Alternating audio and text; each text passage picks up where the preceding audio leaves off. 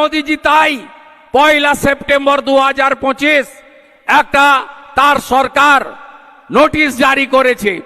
Notice দিয়ে বলেছে যে হিন্দুরা শরণার্থী হিসেবে আসবে, ভারতবর্ষের কোন রাজ্যের কোন সরকার পুলিশ তাদেরকে বিব্রত গ্রেফতার করতে পারবে না। সেই কারণে মালদার সভা থেকে আমি বাঙালি হিন্দু শরণার্থীদের বলেছিলাম যে মোদিজিকে আপনারা ছাড়বেন না, আঁকড়ে রাখুন, তোমায় হিদ মাজারে রাখিব, ছেড়ে দেব না, ছেড়ে দিলে সোনার গৌর আর যে পাবো না।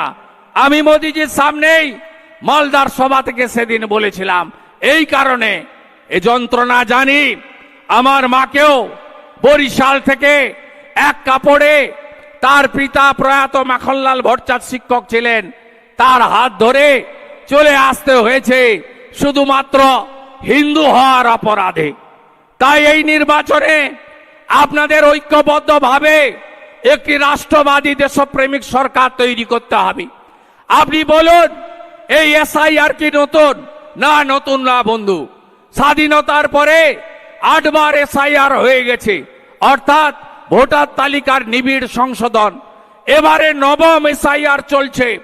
এই এসআইআর কে কেন্দ্র করে তৃণমূল কংগ্রেস গোটা রাজ্য জুড়ে নৈরাজ্য তৈরি করছে।